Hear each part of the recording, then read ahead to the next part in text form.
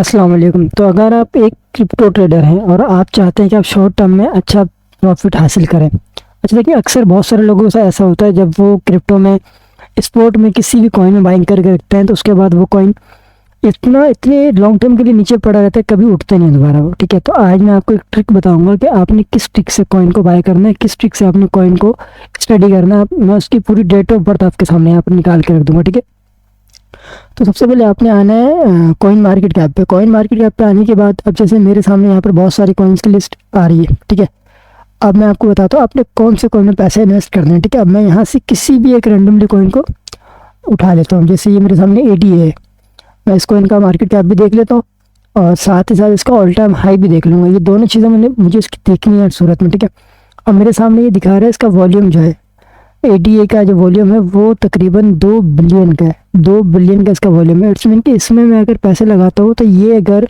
नीचे गिरता भी है तो लॉन्ग टर्म के लिए नीचे नहीं रहेगा, थोड़ा सा नीचे आएगा फिर बाउंस बैक लेके ऊपर आएगा। ठीक है, तो मैं आप लोगों को बता दूं, मैं अपनी हर वीडियो में आप लोगों को बताता हूँ कि भाई सिर्फ और सिर्फ उन कॉइन्स में पैसा इन्वेस्ट किया करो जिनका मार्केट कैप या वॉल्यूम जिनका बिलियंस में हो, बिलियंस मिलियंस में ना हो।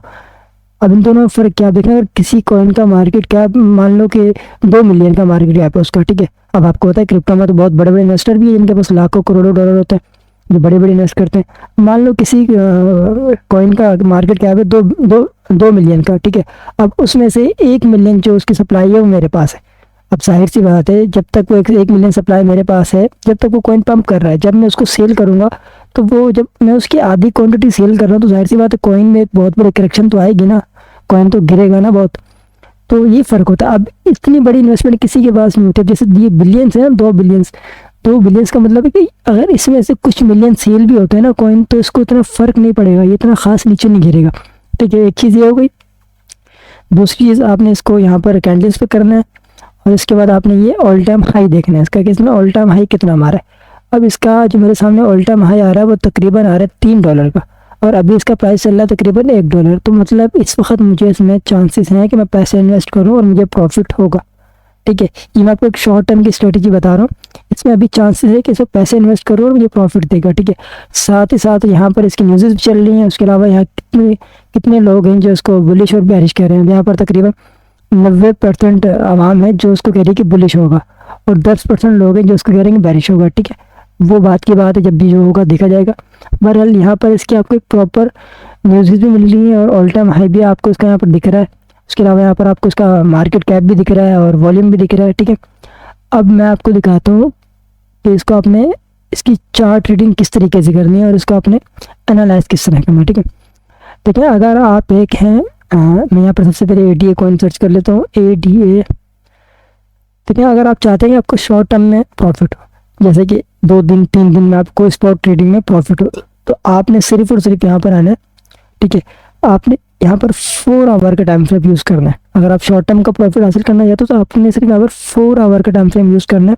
और अगर आप लॉन्ग टर्म ट्रेडिंग करते हो, जैसे हफ्ता, 10 दिन, 15 दिन, 20 दिन, तो उसके लिए आपको daily time frame, daily chart पे आपको एनालाइज करना पड़ेगा। अब जो 4 आवर का आपको टाइम फ्रेम होता है वो आपके 2 से 3 दिन में आपका टारगेट हिट कर देता है, जो आपका टारगेट होता है जहाँ तक आप प्रॉफिट लेना चाहते हो। ठीक है, अब इसमें मुझे ये क्या बता रहा है, 4 आवर का मैंने इसका टाइम फ्रेम ओपन करा। अब इसमें मुझे इसकी 2 इंडिकेशन है कि इसके मार्केट के कहाँ तक आने के चांस हैं। ठीक है, तो यहाँ मैं आपको दिखाता हूँ। मैंने आपको अपनी शायद पिछली वीडियो में आपको बताया भी था कि ऑर्डर ब्लॉक और फेयर वैल्यू गैप को किस तरह मार्क करते हैं। अगर आपने वीडियो नहीं देखी तो उसका लिंक मैं डिस्क्रिप्शन में दे दूँगा, वो आप वीडियो लाजमी वॉच कर लीजिएगा ताकि आपको अंदाज़ा हो जाए। और इस वीडियो में आपको थोड़ा सा बता देता हूँ कि फेयर वैल्यू गैप कौन सा है, और सॉरी ऑर्डर ब्लॉक। अब देखिए ये मेरे सामने जो रेड कैंडल है ये वाला है कि इसका ऑर्डर ब्लॉक एरिया बन रहा है। तो इसका मतलब कि मार्केट जब ऊपर गई है तो मार्केट में वापसी इसी एरिया में आना है। और ये जो एरिया है इसका, ये इसका एरिया है तकरीबन 0.93 का। मतलब यहाँ पर आने के बाद यहाँ से बाउंस बैक होगा और मार्केट फिर ऊपर निकलेगी, फिर मुझे अच्छा प्रॉफिट मार्केट देगी। ठीक है, एक ये। और दूसरी बात है, कल जो मैंने एक वीडियो आप लोगों से शेयर करी थी प्राइस एक्शन की, उसके लिहाज से भी मुझे दिखा रहा है कि इसका भी ट्रेंड जो थोड़ा सा वीक हो रहा है, तो ये थोड़ा सा मज़ीद डाउन आ सकता है।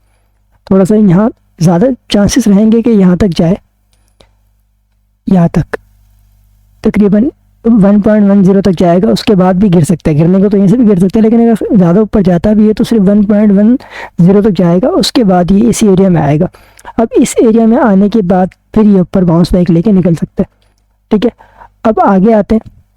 मैं आपको इसकी एग्जांपल और भी थोड़ी सी दिखा देता हूँ कि ऑटो ब्लॉक मार्केट में किस तरह काम करता है। अब यहाँ देखें, यहाँ भी मेरे सामने एक ऑटो ब्लॉक बन रहा है, ये वाला फेयर वैल्यू गैप भी है, ऑटो ब्लॉक भी है। ये देखें, इस एरिया में मार्केट आई, फिर वहीं से वापसी बाउंस बैक लेके ऊपर निकल गए। तो अगर आपने वो मेरी वो वाली वीडियो नहीं देखी ऑटो ब्लॉक वाली, तो आपने, मैं उसका लिंक डिस्क्रिप्शन में दे दूंगा, आपने वो वीडियो लाजमी देखनी है। उसके अलावा अगर आप मेरे चैनल पर नए हैं और आपको फ्री ऑफ कॉस्ट फ्यूचर और स्पोर्ट के सिग्नल चाहिए, तो नीचे डिस्क्रिप्शन में कम्युनिटी का लिंक दूंगा, आप उसको भी ज्वाइन कर लें।